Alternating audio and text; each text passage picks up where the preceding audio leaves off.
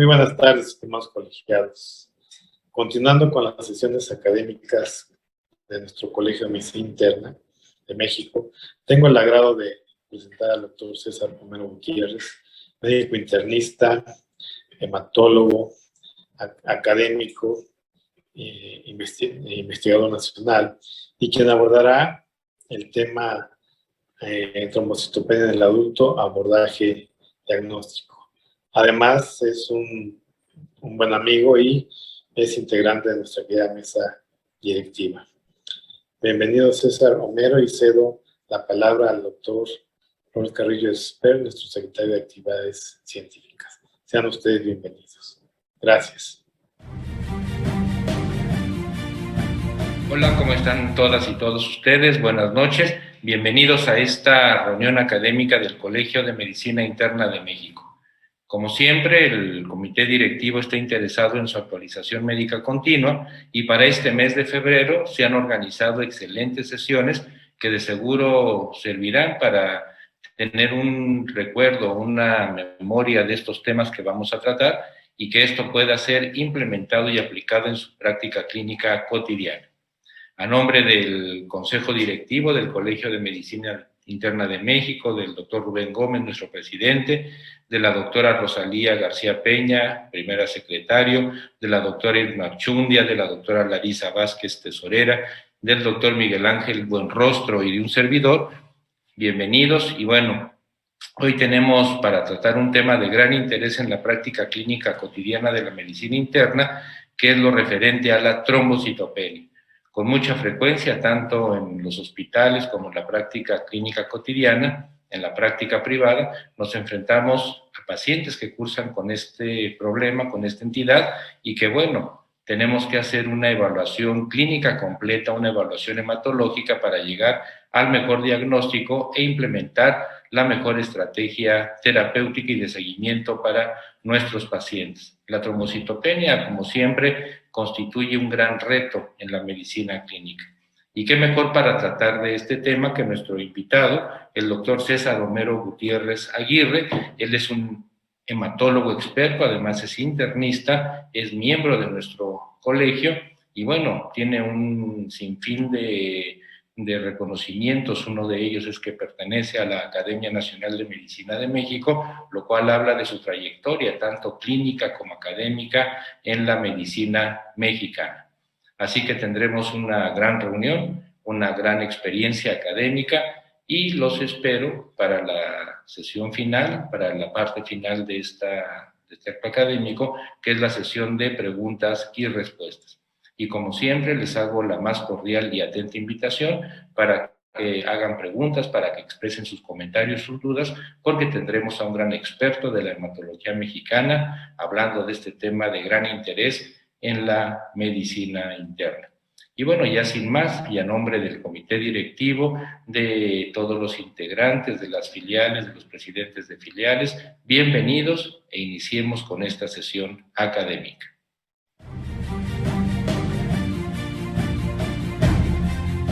Buenas noches. Muchas gracias al Colegio de Medicina Interna de México, a su presidente, el doctor Rubén Gómez, a su secretario, el doctor Raúl Carrillo, por esta invitación y darme la oportunidad de estar con ustedes esta noche. Me han pedido que hable de un tema que considero muy importante para el médico internista. Voy a hablar sobre trombocitopenia en el paciente adulto, el abordaje diagnóstico que se debe de hacer. Creo que es un tema relevante en la práctica diaria del médico internista y generalmente, tenemos por ahí algún paciente, ya sea en el hospital, en la consulta, a veces como una interconsulta, a veces incluso en una valoración preoperatoria, que el paciente pues está hospitalizado por alguna otra situación y pues se encuentra en trombocitopenia. Entonces, bueno, en la primera parte de la plática vamos a hablar de manera muy general lo que son las plaquetas, su función, las causas de la trombocitopenia, y en la parte final de la plática voy a tocar 3 puntos muy específicos de causas de trombocitopenia, como son la púrpura inmune, la trombocitopenia durante el embarazo y la trombocitopenia asociada al SARS-CoV-2. Estos temas, bueno, los trataremos de forma breve, ya que el tiempo pues es corto. Entonces, bueno, vamos a iniciar. Las plaquetas pues son fragmentos celulares sin núcleo adaptados para adherirse a los vasos dañados. Son estas pues pequeñas imágenes que vemos en el frotis, son pequeñas si lo comparamos con un neutrófilo que está al lado o un eritrocito. Y bueno, la cuenta normal de plaquetas es de 150 a 400 por 10 a la 9 por litro o 150,000 a 400,000 por microlitro, que es lo mismo. Tiene una vida media de 7 días, es una vida media pues corta si la comparamos con los 120 días que vive un eritrocito. Diariamente se produce una cantidad enorme de plaquetas, 1 por 10 a la 11, y esta producción puede elevarse hasta 20 veces cuando es necesario, por ejemplo en pacientes que tienen un sangrado agudo, que tienen destrucción periférica de las plaquetas. Más o menos un megacariocito produce aproximadamente entre 1,000 y 3,000 plaquetas, para tener una idea de la producción que existe. Y bueno, el recambio diario normal es aproximadamente 50 por 10 a la 9. Diariamente hasta el 10% de las plaquetas son removidas por el sistema fagocítico mononuclear. Sabemos que en la circulación, bueno, las plaquetas pues circulan en la periferia, adheridas, no adheridas, vaya, pegadas a la superficie de los vasos sanguíneos, y cuando se detecta alguna lesión vascular es cuando empieza la función plaquetaria. Esta función, bueno, sabemos que es de suma importancia la hemostasia primaria para corregir los defectos en los vasos sanguíneos. Y lo que ocurre primero, bueno, es el contacto de la plaqueta sobre la íntima del vaso sanguíneo que ha sido expuesta una vez que ha perdido su endotelio. A esto, bueno, sigue la adhesión de las plaquetas, que esta es mediada por el factor de von Willebrand, que ancla las plaquetas a la pared del vaso al unirse a sus receptores localizados en la glucoproteína 1B de la membrana plaquetaria. Posterior a esto viene una fase de liberación, en donde la plaqueta va a liberar el contenido de sus gránulos de depósito, principalmente el ADP y el tromboxano A2, que ha sido sintetizado a partir del ácido araquidónico. Y bueno, estas sustancias, el ADP y el tromboxano A2, van a reclutar más plaquetas hacia el sitio de afección, promoviendo con esto la agregación plaquetaria, el cambio de la forma de la plaqueta de tener una superficie lisa a tener ahora una superficie con proyecciones, que va a permitir que las plaquetas puedan unirse entre sí y hacer un coágulo pues más fuerte. Una vez que ocurre esto, bueno, las plaquetas activadas exponen sus sitios de unión para el fibrinógeno al formar un complejo de glucoproteínas 2B3A en la superficie de la membrana plaquetaria. Entonces el fibrinógeno es convertido en fibrina por la trombina, y esto pues finalmente va a formar el coágulo que va a cerrar pues el defecto que había en ese vaso sanguíneo. Entonces, de manera muy general, esta es la principal función de las plaquetas. Y bueno, ¿cuándo vamos a decir que nuestro paciente tiene trombocitopenia? Pues cuando el recuento plaquetario es menor a 150,000 por microlitro. Antes de tener una biometría, clínicamente podemos tener una orientación diagnóstica de acuerdo a las manifestaciones de sangrado que tenga nuestro paciente. Cuando hay un problema a nivel plaquetario, ya sea por el número de plaquetas, como vamos a ver en esta plática, o por alteración en la función plaquetaria, pues los sangrados se presentan en tejidos superficiales, principalmente en la piel, manifestado por petequias de equimosis, y en mucosas, en la boca o en mucosa oral, donde podemos observar gingivorragia, en la mucosa nasal epistaxis, y raramente, pero sí pueden ocurrir sangrados en el tubo digestivo o en vías urinarias. Estos sangrados, por defecto en la función o en el número de las plaquetas, pues se presentan generalmente de manera espontánea, sin un estímulo para que ocurran. A diferencia, cuando hay algún problema a nivel de los factores de la coagulación, por ejemplo, en los pacientes que tienen hemofilia, pues los sangrados se presentan en tejidos profundos, se manifiestan principalmente como hematomas, en músculos, en articulaciones, ¿verdad?, con hemartrosis, o en hematomas retroperitoneales.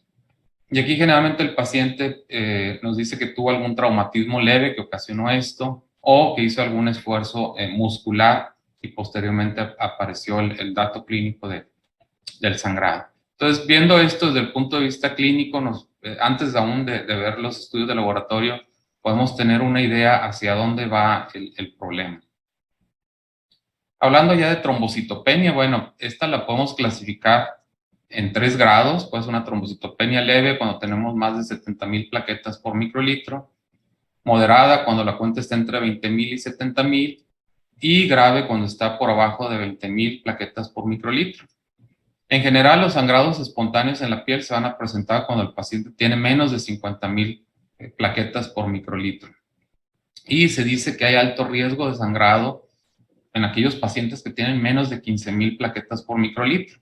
Algunos autores pues van un poquito más allá y dicen que el riesgo de un sangrado grave que ponga en riesgo la vida del paciente pues ocurre cuando las plaquetas están por abajo de 5,000. Y si bien es cierto y es importante ver el número de plaquetas que tiene nuestro paciente, algo muy importante es ver el contexto clínico del paciente. Es decir, el paciente puede tener una condición que agrave aún más o que aumente el riesgo de sangrado. Por ejemplo, aquel paciente que está en coagulación intravascular diseminada, pues aunque tenga 20 o 30,000 plaquetas, es un paciente de alto riesgo para sangrado en las siguientes horas si la cuenta plaquetaria continúa consumiéndose por este evento. Lo mismo pasa con pacientes que tienen uremia, en donde hay disfunción plaquetaria por la uremia, y aunque el paciente tenga una cuenta plaquetaria de 20,000 o más, también puede tener sangrados graves en un momento dado. Pacientes con cirrosis, que bueno, además de la trombocitopenia, tienen alteración en los factores de la coagulación. Estos pacientes que obviamente no tienen sangrados espontáneos, pero sí son de alto riesgo si van a tener algún procedimiento invasivo o algún procedimiento quirúrgico.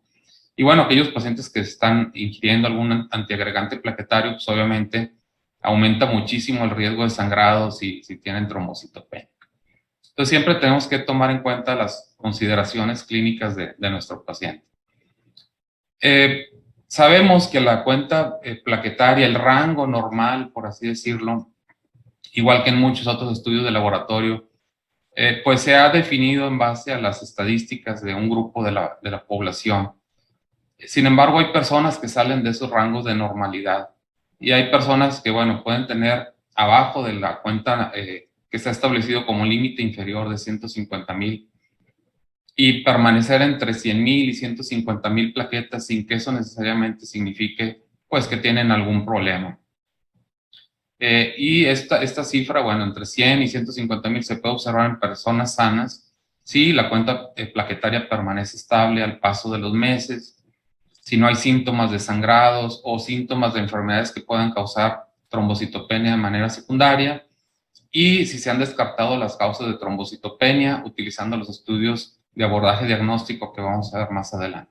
Entonces, si cumple estos requisitos, es muy probable que esta persona con esta cuenta plaquetaria pues sea una persona por lo demás sana y que no tenga problemas. Hay algunos estudios en donde se les ha dado seguimiento a estos pacientes hasta por 5 años y han encontrado que el 88% de los pacientes permanece estable a los 5 años de vigilancia. El 6 al 12% de estos pacientes puede desarrollar una púrpura inmune o alguna otra enfermedad autoinmune como el lupus al paso de estos 5 años, y que el 2% de estas personas desarrollan mielodisplasia, sobre todo pacientes que tienen más de 65 años. Pero bueno, habrá que ver las estadísticas de pacientes pues, que no necesariamente tienen trombocitopenia y ver la frecuencia pues, de estas enfermedades. Entonces, realmente si un paciente tiene 100 a 150,000 plaquetas y reúne estos 3 criterios que he mencionado, pues son pacientes que podemos solamente estar vigilando sin hacer algo más específico.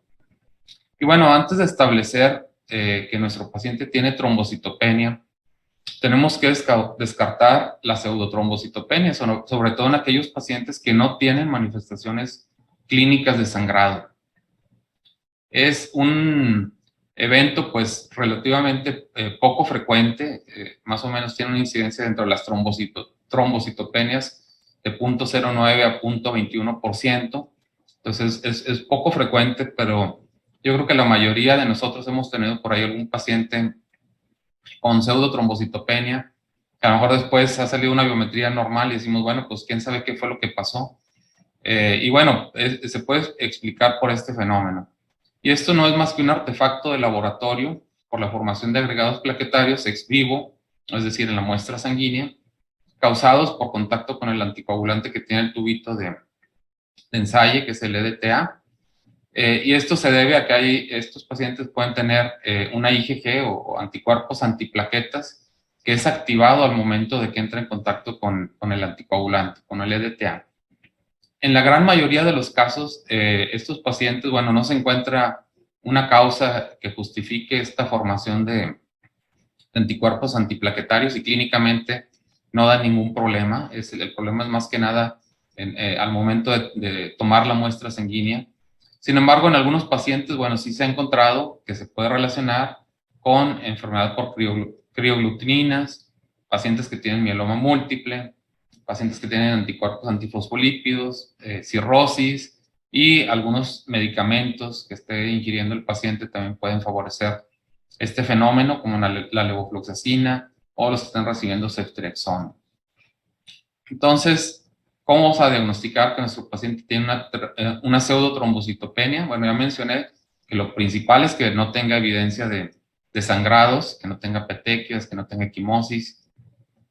Y bueno, vamos a establecer el diagnóstico mediante un frotis de sangre periférica, en donde vamos a observar agregados plaquetarios, como vemos aquí en el frotis, que hay una agregación ahí de plaquetas, a veces están alrededor de los neutrófilos, para que se ha llamado satelitismo de neutrófilos por plaquetas. Entonces, esta es una forma de confirmar que nuestro paciente realmente pues, tiene una pseudotrombocitopenia. La otra es solicitando una biometría en un tubito con citrato de sodio como anticoagulante. El citrato de sodio se utiliza en los tubitos en donde medimos los tiempos de coagulación. Entonces, pues le pedimos a la enfermera que nos tome, o a la química, si es en el laboratorio, pues que nos tome una biometría en un tubito de tiempos, ¿verdad? Con citrato de sodio, y que ahí se procese la biometría para ver la cuenta plaquetaria y ver si realmente el problema es por el EDTA o no. Otra forma, bueno, es sobre todo en pacientes que sospechamos que tienen crioglobulinas, es tomar una biometría y procesarla de manera inmediata, o bien mantener la muestra a 37 grados centígrados para evitar pues, que estas globulinas se fijen a las plaquetas y causen la agregación plaquetaria. Y la otra, bueno, es realizando un frotis por una punción digital directa con extendido inmediato en un portaobjetos y verlo en el microscopio y hacer una cuenta manual de plaquetas. Aquí vemos abajo la forma en que hacemos la cuenta manual en el microscopio. Contamos las plaquetas que hay en 10 campos. Estos 10 campos en el microscopio pues, son elegidos al azar. Contamos la cantidad de plaquetas en estos 10 campos, la dividimos entre 10 y la multiplicamos por 20,000 y esta va a ser la cantidad de plaquetas por microlitro que tiene nuestro paciente. Como vemos aquí en el ejemplo, si contamos 60 plaquetas en los 10 campos, bueno, lo dividimos entre 10 y lo multiplicamos por 20,000 y en este ejemplo, bueno, el paciente tiene 120,000 plaquetas por microlitro. Eso nos puede ayudar a descartar pseudotrombocitopenia en pacientes, como les digo, que no tienen manifestaciones de sangrado. Y bueno, aquí vemos un ejemplo de una paciente con pseudotrombocitopenia. Es una paciente sexo femenino, 50 años de edad, antecedentes de anemia ferropénica por sangrado menstrual disfuncional, tratado con histerectomía y hierro oral en el 2020. Ella pues realizó varias biometrías de control y acude a consulta por trombocitopenia en 3 biometrías. Una tenía 80,000, en otra 63,000 y en la última 90,000. Esta paciente pues nunca tuvo datos de sangrado. Después de que tuvo ya se realizó su histerectomía, pues ya no tenía ningún tipo de sangrado, no tenía petequias. Esta es la biometría, vemos que tenía 90,000 plaquetas. Y algo muy importante es revisar el resto de los parámetros de la biometría hemática. Vemos pues que tiene una hemoglobina de 13.1 y una cuenta de leucocitos de 8,300. Entonces tiene una cuenta normal de células blancas y de hemoglobina con todos los parámetros normales, solamente la trombocitopenia. Y como dije, sin datos clínicos de sangrado. Entonces la realizamos a esta paciente una biometría en un tubo con citrato de sodio, pues vemos que tiene 163,000 plaquetas, realmente pues no tiene trombocitopenia. Y bueno, ya una vez que establecemos que nuestro paciente tiene trombocitopenia, bueno, tenemos que mencionar que hay 3 mecanismos principales de trombocitopenia. Una es la distribución anormal de las plaquetas a nivel sanguíneo. Otra es la disminución en la producción a nivel de la médula ósea. Y la tercera es una mayor destrucción de las plaquetas a nivel periférico. Vamos a ver pues cuáles son las causas más importantes en cada uno de estos 3 mecanismos. Dentro de las causas de trombocitopenia por distribución anormal, pues tenemos el hiperesplenismo o secuestro esplénico, la hipotermia, pacientes que por alguna situación están en hipotermia y tienen menos de 35 grados, pues esto, además de que favorecen el hiperesplenismo, también ocasionan supresión de la médula ósea, supresión de la hematopoiesis. La transfusión masiva, la transfusión aguda de más de 10 paquetes globulares en 24 horas o de 4 paquetes globulares en 1 hora, también puede ocasionar una trombocitopenia dilucional. Y esto lo vemos con cierta frecuencia en pacientes que llegan por algún tipo de sangrado agudo. Y bueno, aparte de que se están consumiendo las plaquetas, pues nosotros favorecemos la trombocitopenia al transfundir paquetes globulares en exceso. Y la otra, bueno, es el exceso de líquidos intravenosos, que esto lo vemos también en pacientes que llegan en algún estado de deshidratación y reponemos de manera muy rápida los líquidos. Y lo hemos visto en pacientes, por ejemplo, con pancreatitis o pacientes con embarazadas con preeclampsia, que llegan con déficit de volumen y rápidamente se administran líquidos a grandes cantidades, más allá de los requerimientos, y pues la paciente presenta trombocitopenia. De hecho, hace algunos días vi una paciente que tenía embarazada con preeclampsia, que tenía 15 de hemoglobina y 150,000 plaquetas, y al momento de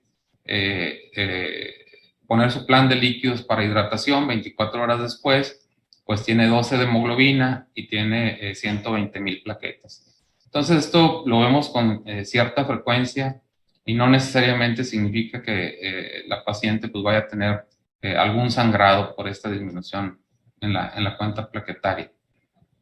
En relación al secuestro esplénico de plaquetas, pues sabemos que normalmente el 30% de las plaquetas circulantes se encuentran en el vaso y el secuestro de estas plaquetas aumenta en algunos estados de esplenomegalia, por ejemplo, en pacientes que tienen hipertensión portal por cirrosis o en pacientes que tienen infiltración del vaso por alguna neoplasia, por ejemplo, algún proceso linfoproliferativo, algún linfoma esplénico, y eso hace pues que el vaso secuestre más las plaquetas. Son generalmente pacientes que tienen esplenomegalia importante y aumenta el secuestro de las plaquetas. Estos pacientes generalmente tienen una trombocitopenia moderada que va entre 40,000 a 50,000. Generalmente no tienen hemorragias espontáneas, aunque sí son de riesgo, sobre todo cuando se van a someter a algún procedimiento quirúrgico.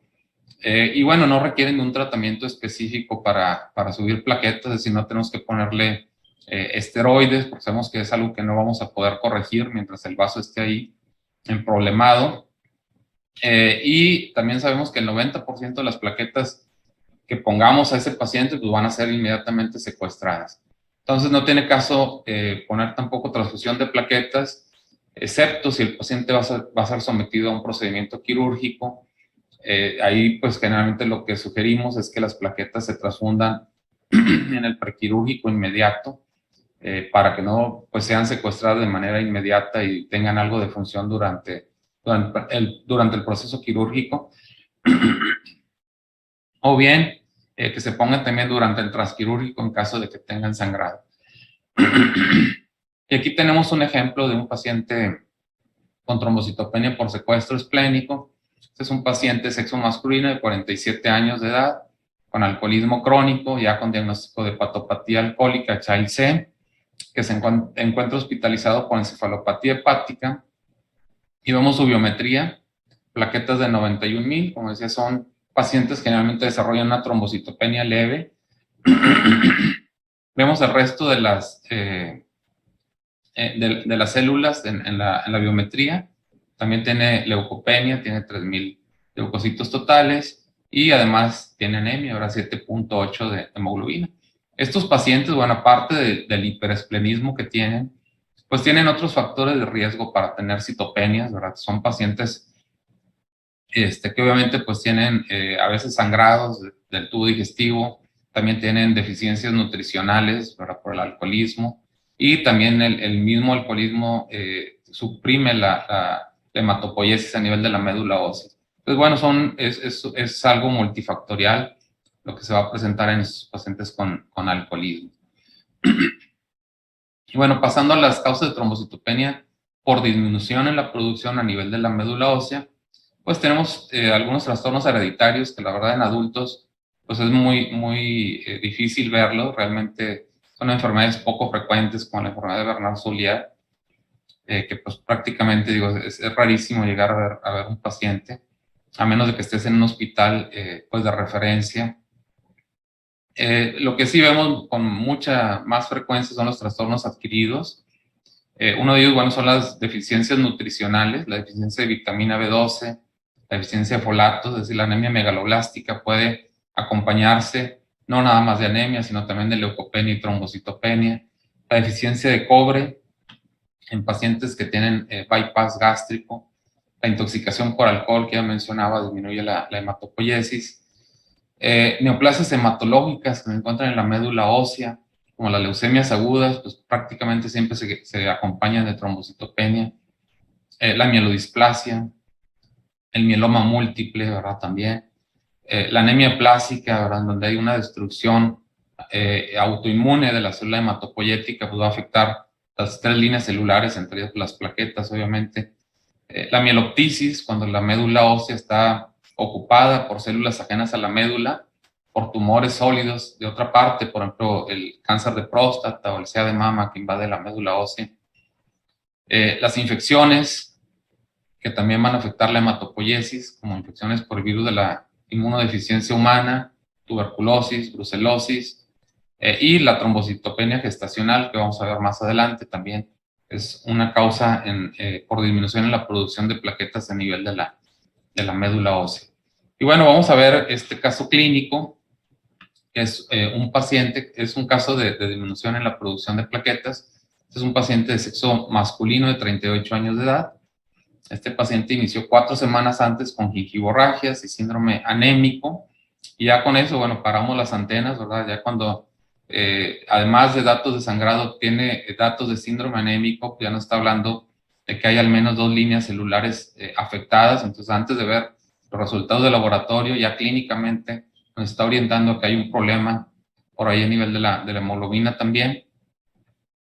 Este paciente, bueno, acudió con un médico, quien transfundió 2 paquetes globulares y plaquetas, ya que encontró una biometría con hemoglobina de 4.2, con plaquetas de 3,300, leucocitos de 2,400 y neutropenia de 130.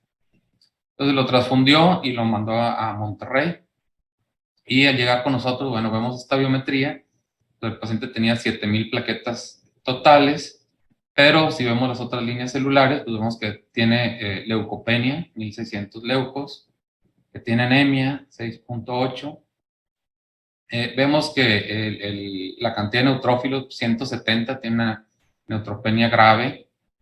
Y vemos que en la biometría pues, nos está reportando que el 60% de estos 1,650 leucocitos, este 60% pues, son linfocitos. Realmente esto hay que tomarlo con cautela. El aparato no nos puede decir si estas células son blastos o no. Entonces el aparato generalmente nos reporta como linfocitos o como monocitos, y hasta que vemos un frotis de sangre periférica, pues nos damos cuenta que estas células realmente pueden ser blastos. Entonces cuando vemos una biometría así, pues lo primero que tenemos que pensar es que el paciente o tiene leucemia aguda, o tiene una anemia aplásica, o tiene un síndrome mielodisplásico, como las tres causas más importantes de un paciente con pancitopenia. Y obviamente son pacientes que además del frotis, pues es muy importante hacer un aspirado de médula ósea para poder llegar al diagnóstico. Y aquí abajo vemos una médula normal, que no es de este paciente. Vemos una médula, pues, donde hay células de todo tipo. Vemos eritroblastos en diferentes etapas de la maduración. Uno menos maduro, vaya. Un eritroblasto, pues, ya más maduro, con el citoplasma más gris.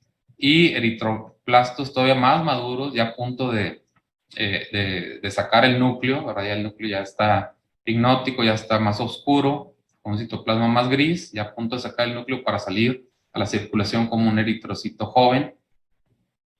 También vemos células en diferentes grados de maduración de la línea o de la serie blanca, mielocitos, metamielocitos, y vemos también células maduras, neutrófilos maduros, segmentados en banda, que están en esta médula ósea. Entonces decimos que es una médula ósea, pues que tiene todas las líneas celulares, y vemos la médula ósea del paciente, que es esta grande, y vemos pues que no hay nada de estas células que vimos en la médula normal, que pusimos como ejemplo.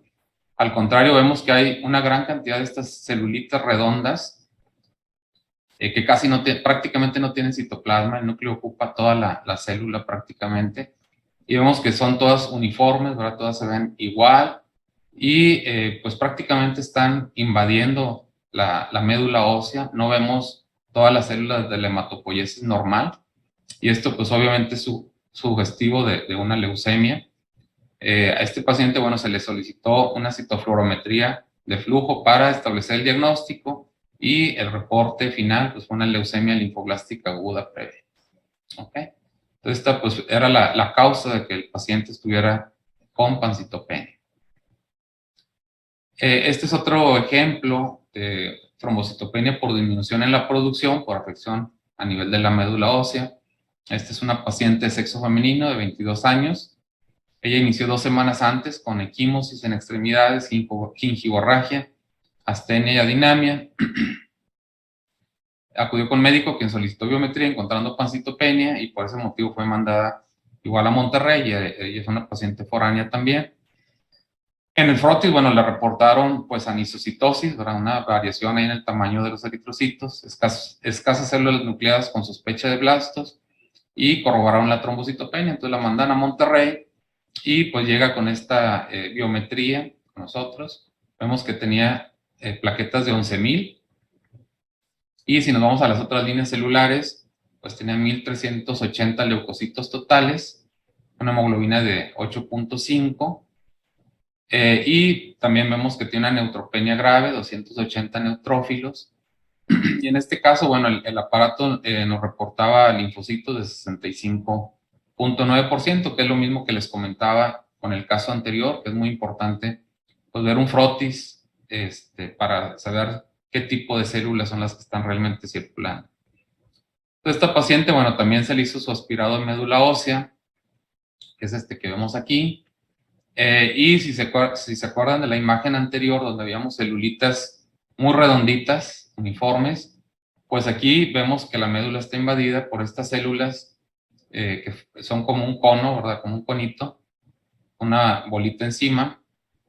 Y vemos que pues igual es una uniformidad que hay en el tipo de las células que están invadiendo la médula ósea.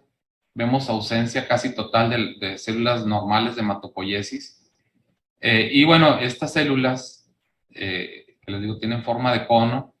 Vemos que en su extremo tienen un área pues un poquito más oscura, que si la vemos a mayor aumento, esas áreas oscuras pues son gránulos, es una gran cantidad de gránulos.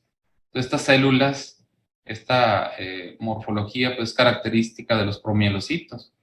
Es una leucemia promielocítica, altamente sospechosa porque todavía no establecemos el diagnóstico, pero por morfología, pues es altamente sospechosa de una leucemia promielocítica o una LMA, leucemia mieloblástica aguda M3. Para establecer el diagnóstico en esta paciente, bueno, se pidió un FISH para PLMRAR alfa, que corresponde a la translocación 1517, que es característica de esta leucemia promielocítica, y pues se encontró positiva en el 89% de las células, ¿verdad? O sea, prácticamente toda la médula está infiltrada por estas células. Y bueno, recordando un poquito esta leucemia promielocítica, pues debo comentarles que tiene algunas características en especial. Es una de las leucemias mieloblásticas más frecuentes en la población mexicana, más frecuente si nos comparamos, por ejemplo, con los anglosajones. Esta leucemia es mucho más frecuente en mexicanos que en anglosajones. Otra característica importante es que esta leucemia se acompaña generalmente de coagulopatía importante. Cuando estos promielocitos son destruidos, los gránulos en su interior tienen factores que activan el sistema de coagulación y el paciente prácticamente es una coagulación intravascular diseminada con consumo acelerado de plaquetas y de factores de coagulación. Y estos pacientes en la etapa aguda durante el diagnóstico pues pueden hacer sangrados graves en el sistema nervioso central que les causan la muerte. Por eso es muy importante en estos pacientes hacer un diagnóstico muy rápido, ¿verdad? No tardarnos y establecer rápidamente también el tratamiento. Otra característica de esta leucemia es que es la única, vaya, que responde a un tratamiento que se llama ATRA, que es ácido transretinoico. Son vía oral, se administra vía oral y tiene alta respuesta a este medicamento. Y otra característica importante es que dentro de las mieloblásticas es la que más se cura, la que más probabilidades tiene de curación. Si hacemos rápido el diagnóstico e iniciamos rápido el tratamiento con ácido transretinoico y combinado con trióxido de arsénico, aumentamos muchísimo las posibilidades de curación. Esta paciente, bueno, recibió estos dos medicamentos, además del apoyo transfusional. Son pacientes que generalmente requieren transfusión repetitiva de plaquetas y de plasmas, llegan a hacer un consumo de factores de coagulación. Y vemos la biometría. La biometría anterior era, vamos a regresarnos, era del 4 de noviembre del 2021 y esta nueva biometría es del 10 de enero del 2022. O sea, prácticamente 2 meses después de su diagnóstico y tratamiento. Y vemos que tiene esta biometría ya con 285,000 plaquetas, con 6,000 leucocitos, con neutrófilos totales de 4,700 y pues la hemoglobina casi normal, ¿verdad? 11.7. Entonces esta paciente, pues podemos decir que está en remisión hematológica. Habría que hacer el PLMRAR para saber cómo es la remisión citogenética, pero pues esta paciente con el medicamento pues le fue bastante bien. Y les digo, este tipo de pacientes con este tipo de leucemias tiene una alta probabilidad de curación si hacemos rápido el diagnóstico. Por eso tenemos que, en estos pacientes que tienen trombocitopenia, pues no ir nada más por la trombocitopenia y por el sangrado que traiga, sino ver las otras líneas celulares y acelerar rápido las opciones diagnósticas que tenemos.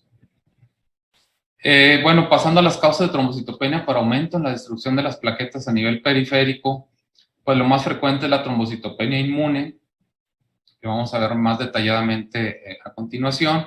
Y bueno, esta trombocitopenia inmune puede ser primaria o puede ser secundaria a otra enfermedad autoinmune. Otra causa de trombocitopenia por destrucción son las microangiopatías, en donde las enfermedades características, pues la PTT, la púrpura trombocitopénica trombótica, y el síndrome urémico hemolítico. ¿Verdad? Recordando que, bueno, en esta patología, pues lo que ocurre es una alteración ahí en el ADAMS13 que evita que el factor de von Willebrand sea seccionado y esto ocasiona que las plaquetas se adhieran, se activen y causen mucha trombosis, a nivel de la microcirculación, a nivel de los capilares, de tal forma que cuando tratan de pasar por ahí los eritrocitos, pues son destruidos. Y pues obviamente hay un secuestro ahí de plaquetas también, y en esto radica prácticamente el origen de la trombocitopenia. Otra causa de destrucción plaquetaria, bueno, es la coagulación intravascular diseminada, por la causa que sea. La trombocitopenia relacionada al embarazo, ya sea como parte de la preeclampsia o como parte ya del síndrome de HELLP, que también vamos a hablar más adelante. La trombocitopenia inducida por medicamentos con formación de autoanticuerpos, por ejemplo, el uso de heparina con la estimulación para formación de autoanticuerpos antiplaquetarios, antifactor plaquetario 4. Algunos medicamentos que también pueden propiciar la formación de anticuerpos antiplaquetarios, y el contacto de las plaquetas con superficies artificiales, por ejemplo, aquellos pacientes que están en hemodiálisis o en oxigenación extracorpórea, pues también tienen riesgo de trombocitopenia por aumento de la destrucción periférica.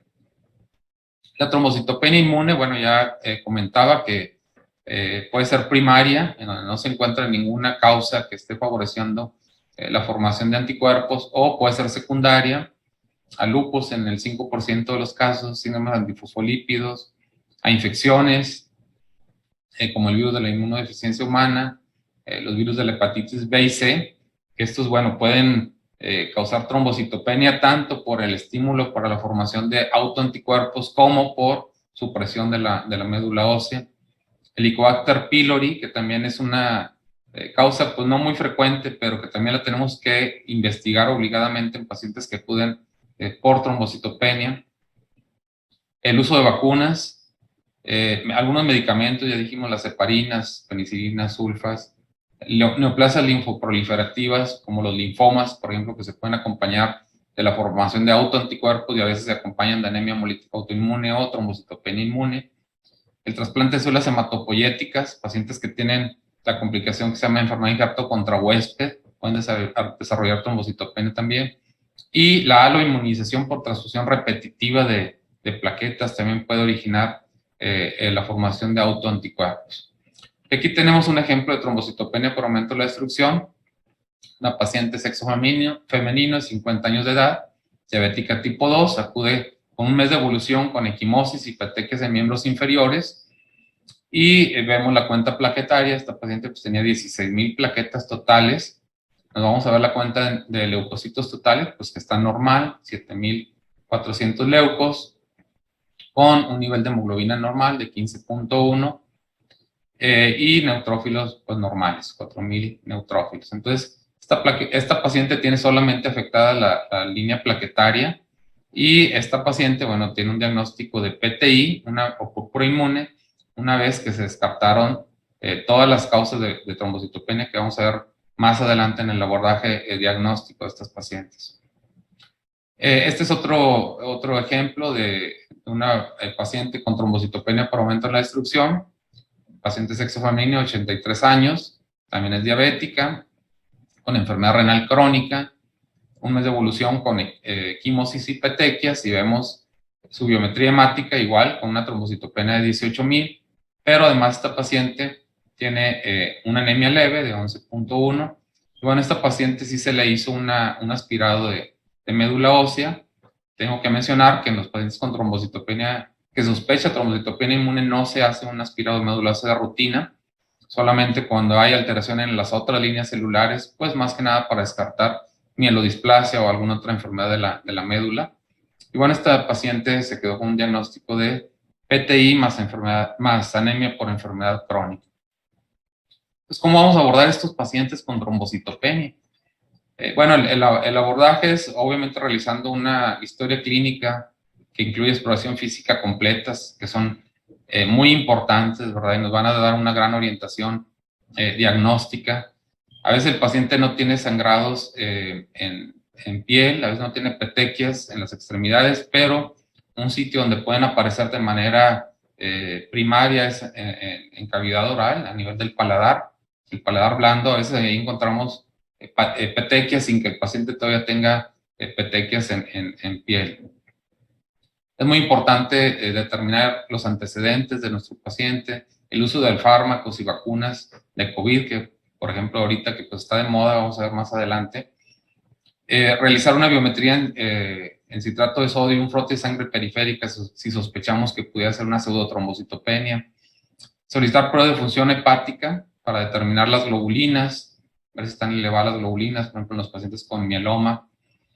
La deshidrogenasa láctica, que la podemos encontrar elevada en pacientes con anemia megaloblástica, pacientes con linfomas, y las transaminasas, pues que pueden estar alteradas en pacientes con hepatopatías. Entonces son los estudios básicos que le pedimos a los pacientes con trombocitopenia, y después, en base a los resultados de estos estudios, pues vamos a solicitar estudios más especiales.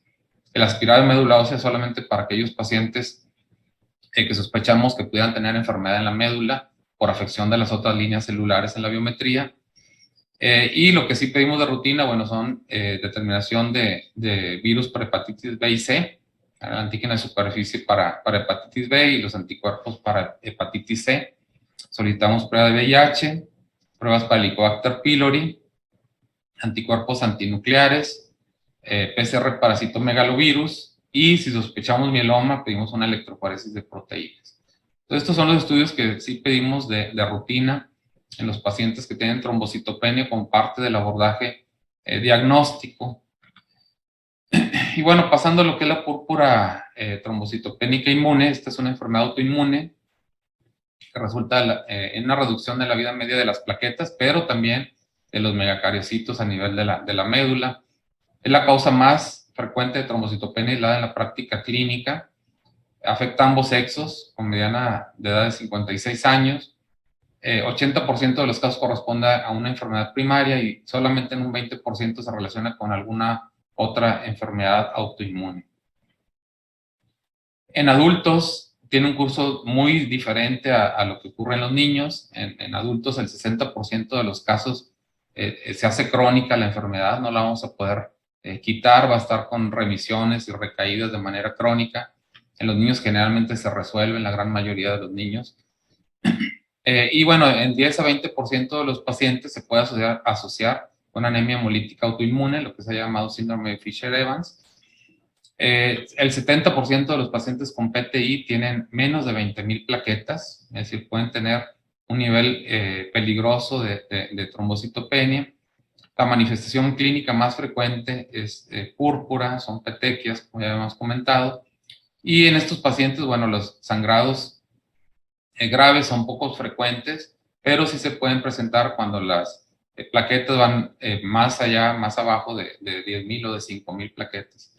La verdad es que en la práctica clínica pues hemos visto pacientes con plaquetas de 1,000, de 2,000, y realmente muy raro ver un sangrado grave en estos pacientes. Para la púrpura trombocitopénica inmune, en su diagnóstico no es necesario realizar aspirado. Ya dijimos que si los leucos y hemoglobina está normal, no es necesario hacer un aspirado. Y tampoco es necesario solicitar anticuerpos antiplaquetarios contra las glicoproteínas 2B y 3A, porque hay muy baja correlación entre estos anticuerpos y la presencia de la enfermedad. Es decir, muchos de los pacientes que realmente tienen una PTI van a tener anticuerpos, o al menos esta prueba de anticuerpos negativa. Entonces, el diagnóstico de la PTI realmente lo vamos a hacer por exclusión de causas de trombocitopenia, ¿verdad? El paciente pues, que tiene las pruebas de función hepática normales, marcadores virales negativos, Helicobacter negativo, anticuerpos antinucleares negativos y PCR para citomegalovirus negativo, pues lo vamos a catalogar como una PTI. El tratamiento, pues bueno, hay varias opciones terapéuticas. El tratamiento inicial, pues generalmente son esteroides con los que se logra respuestas de 80%, ya sea utilizando dexametasona en pulsos o prednisona de manera continua, a 1 miligramo por kilo por día. Sin embargo, pues, al suspender el tratamiento, la gran mayoría de los pacientes va a tener recaída. Si no de manera inmediata, pues sí, en las siguientes semanas o meses. Otro tratamiento, bueno, es la inmunoglobulina.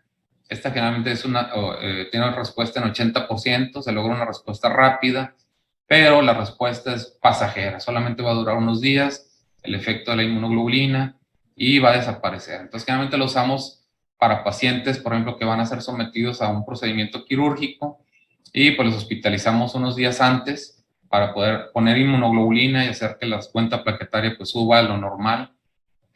y sabemos que después del proceso quirúrgico, pues esa cuenta plaquetaria va a disminuir nuevamente. Algunos otros tratamientos que se pueden usar, pues la inmunoglobulina anti-D, el danazol, que es un antiestrogénico que usan mucho los ginecólogos, que tiene una función inmunorreguladora, también se utiliza con éxito en estos pacientes. El rituximab, la esplenectomía, que se reserva solamente para pacientes refractarios a otras líneas de tratamiento. La transfusión de plaquetas solo se utiliza para pacientes que tienen una hemorragia activa o bien que van a ser sometidos a un procedimiento quirúrgico. Y también pues recomendamos que la transfusión se haga en el preoperatorio inmediato para que no sean destruidas rápidamente las plaquetas. Y los tratamientos más nuevos, pues los agonistas de los receptores de trombopoyetina, con lo que se puede obtener una respuesta del 96%, el romiplastin y el trombopac, que son los que se utilizan, están en el mercado, pero pues también mientras el paciente esté tomando el medicamento puede estar muy bien. Al suspender el tratamiento, pues muchos de estos pacientes van a recaer al corto plazo. Y bueno, tratando de aumentar el tiempo de respuesta de estos pacientes, de prolongar la remisión de la púrpura, en el hospital universitario, bueno, hicimos este proyecto de investigación de utilizar el trombopac y dexametasona como primera línea de tratamiento de pacientes con diagnóstico nuevo de PTI. Aquí se incluyeron 12 pacientes, se utilizó dexametasona en pulsos y el trombopac durante 28 días. La respuesta a 6 meses fue de 75% y la supervivencia libre de enfermedad, es decir, los pacientes permanecieron sin recaída en un 67% a 12 meses. Y este artículo, bueno, se publicó en la revista de Blood allá por el 2014.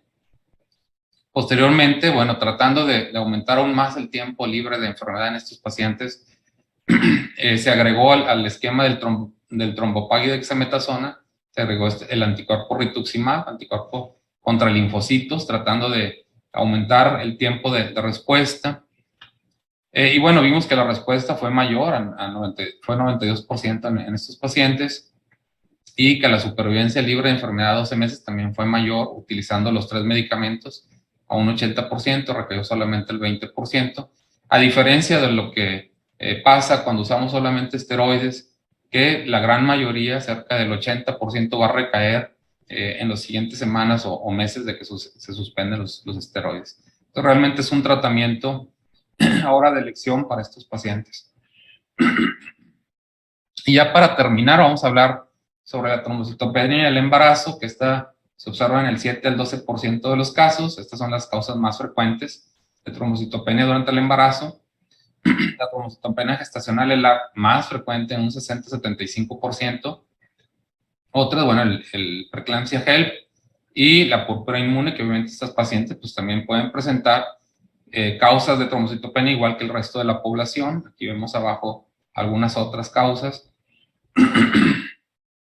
Y en esta tabla, bueno, vemos el diagnóstico diferencial de las 3 causas principales de trombocitopenia durante el embarazo. La gestacional, que se presenta entre el segundo y tercer trimestre, generalmente es una trombocitopenia leve, entre 130 y 150 mil. Muy poquitos pacientes van a bajar por abajo de 100,000 plaquetas. Aquí una disminución en la producción a nivel de la médula, ese es el mecanismo. Estas pacientes no tienen sangrado por esta trombocitopenia, no requieren de ningún tratamiento y la trombocitopenia se va a resolver generalmente 15 días después de que nace el bebé. La PTI, bueno, ya la vimos, las características de destrucción inmune, se observa más en el primer trimestre del embarazo. Aquí sí hay manifestaciones de sangrado, ya vimos el tratamiento de elección, esteroides de inmunoglobulina, y la trombocitopenia neonatal en el producto de estas mujeres pues, se puede observar hasta en un 12% de los casos.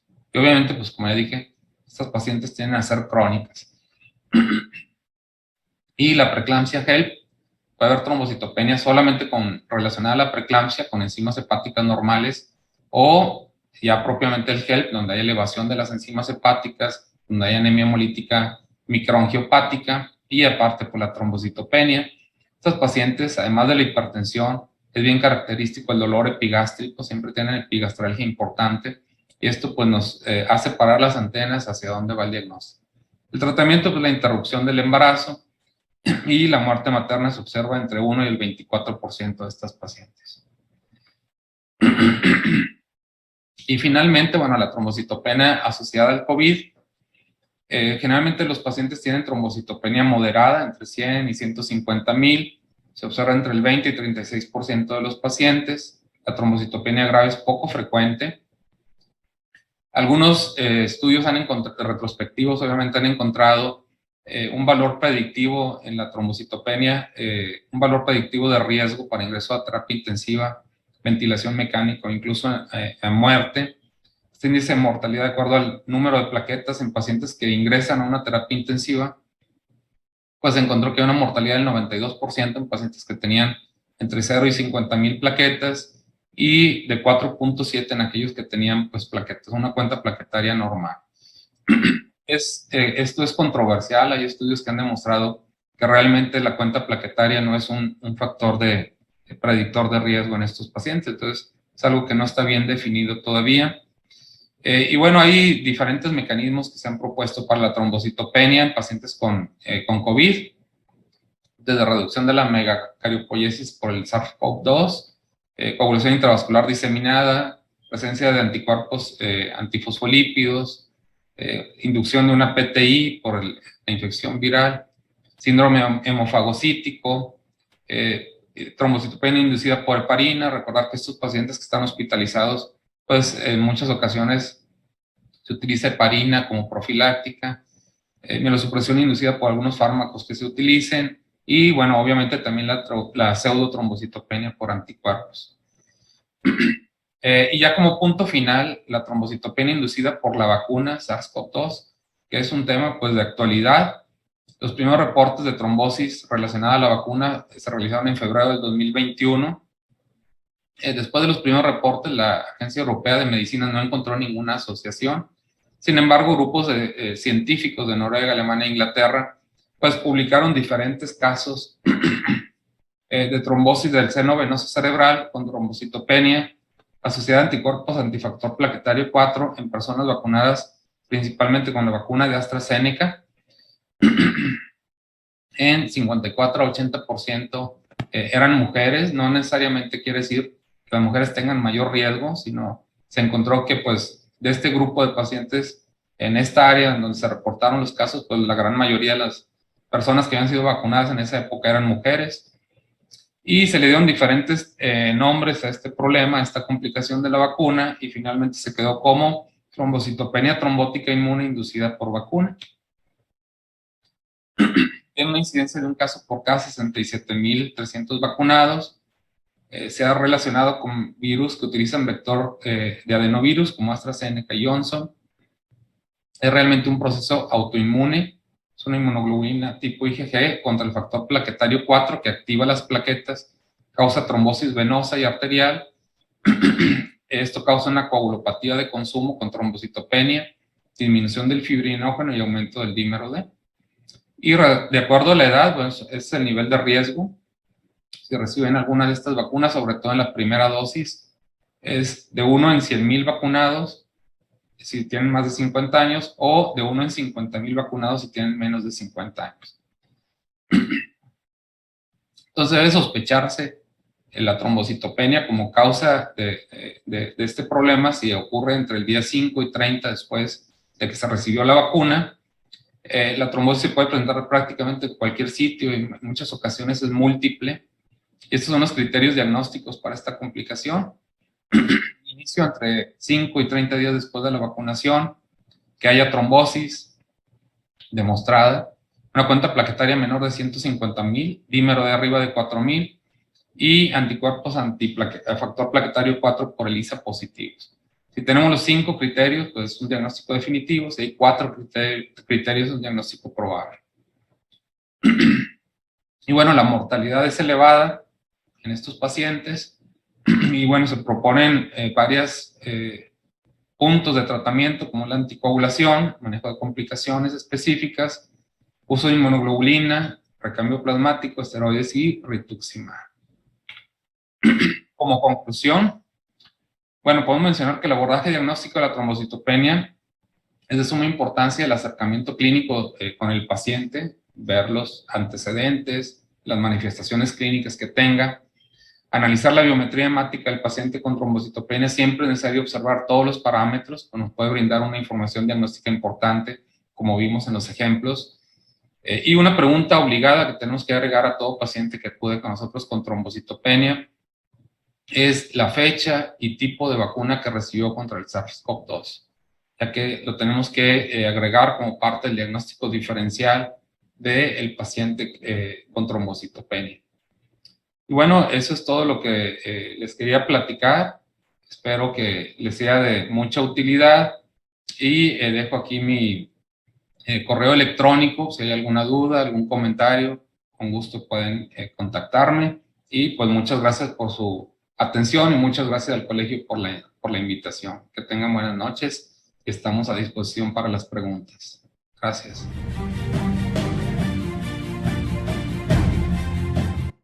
Bien, buenas noches, César. Buenas noches, Raúl. Buenas noches, querido auditorio. Pues una exposición bastante amplia y llena de conocimientos con respecto al abordaje de la trombocitopenia en el paciente. Me queda claro que podemos resumir que tenemos trombocitopenia ya sea por secuestro esplénico, ya sea por cuestiones de disminución en la producción en la médula ósea, o bien por destrucción periférica. Y en este aspecto me quiero hacer, pues hay algunas preguntas específicas. En una de ellas se refiere al uso de trombopoyetina en pacientes cirróticos con trombocitopenia y sangrado leve, si tú lo consideras parte útil del tratamiento dado el tipo de origen de la trombocitopenia en ese tipo de pacientes. Hola, buenas noches y pues gracias a todos. Una disculpa porque se me está yendo la voz ahí al final de la charla. Bueno, pues estos pacientes realmente no tienen problema en su médula ósea, o sea, su médula ósea está funcionando bien en la mayoría de ellos, salvo los que estén con alcoholismo crónico persistente. Y realmente ahí el problema pues es el hiperesplenismo, ¿verdad? Son pacientes que tienen el vaso grande y pues están ahí obviamente secuestrando una gran cantidad de plaquetas. Entonces realmente no tendría mucho beneficio estimular su médula, que de hecho si le hacemos un aspirado a esos pacientes seguramente van a tener una gran cantidad de megacariocitos funcionando. Entonces realmente no sería de gran utilidad. Y en ocasiones en estos pacientes hay que ver si no tienen otro factor que esté agravando. Por ejemplo, es bien frecuente que tengan gingivorragia y en muchas de las ocasiones es por gingivitis que tiene el paciente, además de su problema que está favoreciendo el sangrado. Estos pacientes general, digo, es muy difícil que lleguen a tener sangrados espontáneos, sobre todo sangrados graves. Entonces realmente no tendría beneficio el administrársela. Y en esta parte de preguntas, Homero, siempre hay una barrera de cuando tenemos un paciente que consideramos con trombocitopenia refractaria, donde ya hicimos uso de esteroides, uso de inmunoglobulina, de algunos biológicos monoclonales como Rito, y el paciente no mejora. ¿En qué momento se considera que el paciente ya es candidato a una esplenectomía para dar manejo a esta parte? Sucede en pacientes con lupus, en otro tipo de pacientes con destrucción periférica. ¿Cuándo consideras tú que es el momento en que el clínico debe decidir ir ya por la opción quirúrgica como parte del tratamiento?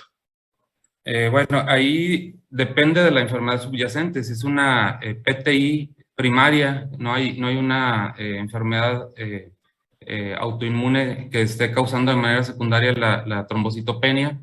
Generalmente lo que hacemos es dar 1 mes, 2 meses de esteroides y ver respuesta, y entonces pasar a una segunda línea. Aquí el problema de las segundas líneas pues es el costo, ¿verdad? El Trombopag pues tiene un costo aproximado de entre 30 y 40 mil pesos mensuales, y es un medicamento que el paciente tiene que estar tomando pues prácticamente de por vida. El paciente deja de tomar el medicamento y las plaquetas bajan, la enfermedad recae. Por eso, bueno, quise presentar el proyecto que hicimos ahí en el hospital universitario de utilizar el Trombopag por 1 mes, pero combinado con rituximab y dexametasona, y con esto vimos que muchos de los pacientes tuvieron remisiones mucho mejor que con puros esteroides, y lo más importante, remisiones duraderas a 1 año, cosa que pues prácticamente no vemos en pacientes que reciben solamente esteroides.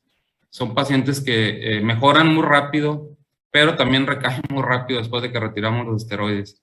Entonces, la esplenectomía ya no se utiliza así de primera instancia, ya generalmente la dejamos para después de que el paciente pues, recibió esteroides, recibió rituximab, recibió estimulantes de trombopoyetina, y aún así el paciente está con recaídas frecuentes. Entonces esos pacientes son los que van a esplenectomía. La verdad, yo pues en mi práctica tengo años de no ver un paciente esplenectomizado por una PTI. Y bueno, aquellos pacientes que tienen trombocitopenia secundaria a otra enfermedad autoinmune, pues ahí el control de la enfermedad primaria es muy importante para poder garantizar pues la mejoría en la cuenta plaquetaria. Entonces, sí, realmente la esplenectomía ya no es algo que se utiliza así de primera instancia o de entrada en estos pacientes. Bien, Raúl, adelante. Hola Rubén, buenas noches César. Bueno, la bienvenida a nombre de todo el Consejo Directivo, tanto a las filiales, a los colegas internistas, tanto del país como fuera de nuestras fronteras. Fue una sesión muy asistida, César, y un tema muy interesante que vemos cotidianamente en la práctica cotidiana. Y bueno, el adulto mayor con frecuencia lo vemos en la consulta como internistas. Muchos de estos pacientes tienen trombocitopenia y tienen polifarmacia.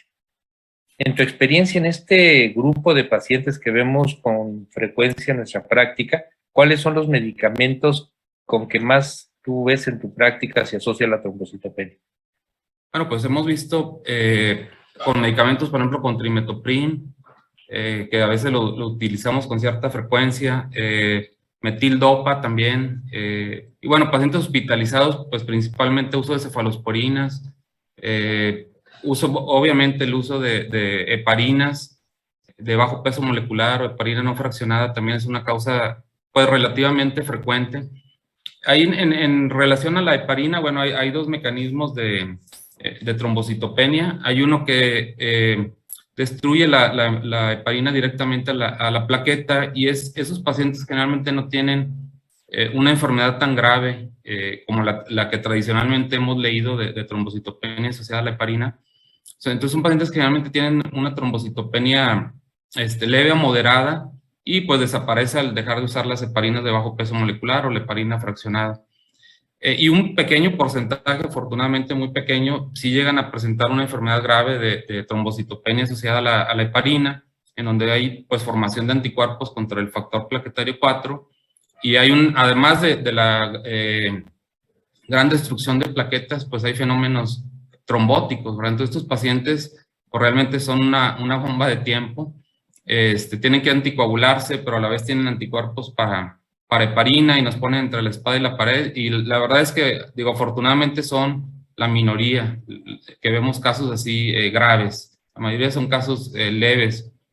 Y es importante mencionar que en estos pacientes que tienen trombocitopenia relacionada a medicamentos, generalmente la trombocitopenia desaparece a los 4 o 5 días que suspendemos la medicina que está originando el problema. Muy bien, gracias César. Y bueno, y en relación a esto, cambiando el escenario de la trombocitopenia, los umbrales de transfusión de plaquetas en trombocitopenia. Como bien nos dijiste, hay diferentes causas, cada escenario es diferente, pero en lo general, ¿qué nos recomiendas a nosotros como internistas, tomando en cuenta los diferentes escenarios bien planteados, cuándo transfundir plaquetas? Claro, bueno, siempre que un paciente tiene menos de 20,000 plaquetas, es de alto riesgo de sangrado. Es controversial, algunos autores, como lo mencioné, la toman como 20, otros como 15, otros como 5. Abajo de esta cantidad de plaquetas lo toman como un alto riesgo de sangrados graves que pongan en riesgo la vida del paciente. Y ahí pues importa mucho, como dije, el trasfondo de la situación, porque por ejemplo hemos visto pacientes con PTI con 3,000 plaquetas, con 4,000 plaquetas, y andan como si nada. No quiero decir que sea lo óptimo, obviamente, pero digo, llegan a la consulta a veces con mínimos sangrados en piel, Y esto, bueno, se piensa que probablemente estos pacientes tienen una constante producción de plaquetas y las plaquetas jóvenes que están saliendo constantemente tienen mayor capacidad de funcionamiento y por eso no tienen sangrados graves, porque es bien raro ver un paciente con una PTI con un sangrado grave que le cause la muerte. Entonces, realmente tenemos que ver cuál es la situación del paciente. Si yo sé que mi paciente tiene una púrpura y le voy a poner plaquetas y las va a destruir en 20, 30 minutos, pues no tiene caso, a menos de que el paciente tenga una hemorragia activa o vaya a ir a un procedimiento quirúrgico. Si es un paciente cirrótico, pues es lo mismo que mencionaba hace un momento, se puede transfundir si va a ir a un procedimiento, fuera de eso pues no tiene caso, o si tiene un sangrado agudo, activo, si no, no tiene caso transfundirlo. Si es un paciente que tiene, no sé, 30,000 o 40,000 plaquetas, pero le estoy poniendo quimioterapia porque tiene una leucemia, yo sé que ese paciente, al paso de los días, las plaquetas van a ir para abajo y lo voy a someter a un alto riesgo de sangrado. Entonces, los pacientes sí se deben de transfundir. Entonces, todo depende de la situación y qué tan fácil sea corregir el problema con medicamentos antes de llegar a la transfusión. Obviamente, si es un paciente que está trombocitopénico y se va a someter a un procedimiento de urgencia, pues tenemos que aplicar plaquetas en el preoperatorio o en el transoperatorio. Bien. Gracias, César. Adelante, Rubén. Sí, bien. Algunas de las preguntas que tenemos en el chat de César se refieren a tu opinión sobre el manejo de la trombocitopenia en pacientes con dengue, la utilidad de la tromboelastografía como una alternativa terapéutica en la fase aguda en aquellos pacientes con riesgo de sangrado, y la última en relación a un paciente de 40 años con trombocitopenia de 1000 plaquetas con anticuerpos anticardiolipina positivo y ningún otro estudio de protocolo de trombocitopenia positivo. ¿Y cuál sería el mejor tratamiento además de esteroides? Son 3 preguntas simultáneas para tu opinión. Bueno, pues el dengue, obviamente, lo más importante son las medidas de soporte, ¿verdad? Sabemos que es una infección, pues es que es pasajera, vaya, por unos días. Pues generalmente, pues lo que se hace es tratamiento de soporte, hidratación adecuada del paciente y pues nada más, ¿verdad? Evitar AINES, y prácticamente es lo que se hace y no transfundir a menos de que igual haya datos de sangrado activo o se vaya a someter a algún procedimiento de urgencia. Y la segunda pregunta era... sobre la textual te ponen, ¿se puede utilizar la tromboelastografía como una alternativa terapéutica en fase aguda en pacientes con riesgo de sangrado? Realmente, bueno, yo como hematólogo no tengo mucha experiencia con la tromboelastografía. Creo que la utilizan muchísimo más dentro de quirófano. Los anestesiólogos son expertos, muchos de los anestesiólogos la utilizan bastante. Y bueno, nos puede ser de utilidad para saber si hay deficiencia de factores de coagulación o de plaquetas y en qué momento transfundir, sobre todo en pacientes que están pues en un proceso de sangrado activo, ¿verdad? Pues que se utiliza mucho en quirófano.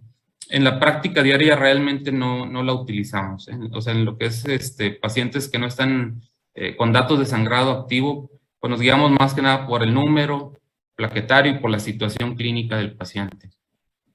Y la tercera era un paciente con trombocitopenia de 1000 y anticardiolipina. Positivo, y según ningún otro estudio de protocolo de trombocitopenia positivo. Y la pregunta de cuál es, si en este caso el mejor tratamiento es, ¿cuál es el mejor tratamiento además de esteroides?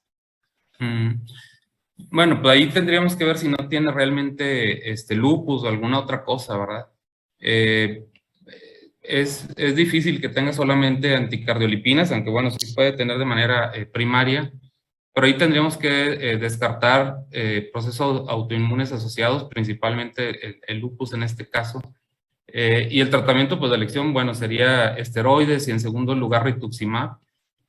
Realmente el rituximab, si lo vemos, que es un anticuerpo, seguramente lo conocen, anticuerpo monoclonal anti-CD20, antilinfocitos.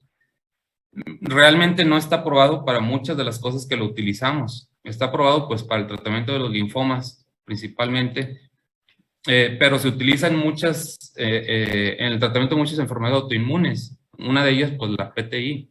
Entonces, realmente creo que sería una de las opciones, pero yo antes descartaría muy bien que no tenga otro proceso autoinmune este paciente. Bien, Raúl, ¿alguna otra pregunta para César? Pues, claro, tenemos al experto y bueno, la pregunta de los 64,000 pesos. Paciente con trombocitopenia, síndrome coronario agudo, va a cateterismo, 1 o 2 stents. ¿Qué hacemos como clínicos? Tiene trombocitopenia y tiene 2 stents. ¿Lo antiagregamos? Y si lo antiagregamos, ¿cómo? Oh, pues es una pregunta muy difícil, ¿verdad? Porque trombocitopenia, ¿cuánto dijimos? ¿Tiene Menos de trombocitopenia? 100,000. Menos de 100,000. Sí. Ok, pues generalmente, digo, si hay menos de 100,000, yo creo que no requeriría un antiagregante plaquetario y ahí tendríamos que poner en una balanza el riesgo-beneficio de que el paciente pudiera tener sangrados que pusieran en riesgo su vida. Entonces, yo consideraría que no es necesario, ¿verdad? Tal vez puede haber opiniones diferentes porque es una situación, pues complicada, ¿verdad? Ok. Bien, Rubén. pues César, en realidad agradecerte tu exposición. Debo decirte que tenemos 650 asistentes a nuestra sesión por intranet, a nivel de redes sociales, 84, 85, con colegas obviamente de nuestro país, de Bolivia, de Ecuador, de Colombia, de Perú. Agradecer esta parte de compartir tu experiencia y tus conocimientos de los protocolos que se hacen en el hospital universitario, que realmente dejan un buen sabor de boca, digamos, en la respuesta clínica que tienen los pacientes. Y de alguna manera, pues, continuar contigo en futuras sesiones. Raúl. Pues nada más, gracias por esta excelente sesión, muy concurrida. Y bueno, a nombre del Consejo Directivo, muchas gracias, César, por haber compartido tus conocimientos con todos los colegas y con nosotros. Y bueno, y nada más, lo que siempre comento, recordar a todos los colegas, a todos los que están conectados ahorita con nosotros en las redes, que visiten nuestra página, visiten los programas tanto del curso internacional como del Congreso Nacional, para que se animen, para estar con nosotros tanto en Boca del Río como en Mérida. E invitarlos a las sesiones mensuales. La siguiente sesión que tendremos, damos un giro de lo clínico, nos vamos a las tecnologías de la información, a la búsqueda científica de manera adecuada, y en esa ocasión pues tendremos al doctor Rodolfo Palencia, que con TIC en información pues dará una brillante disertación. Te dejamos, querido César, para que concluyas la sesión de tus últimas palabras y agradecidos contigo. Bueno, pues muchas gracias a todos por la invitación y a todos los amigos y amigas del colegio, pues por su atención y por asistir a esta plática. Quise hacer una plática pues muy sencilla, tratar de no enfocarme mucho en cosas complicadas y tratar de abarcar pues lo más posible. Es un tema muy extenso.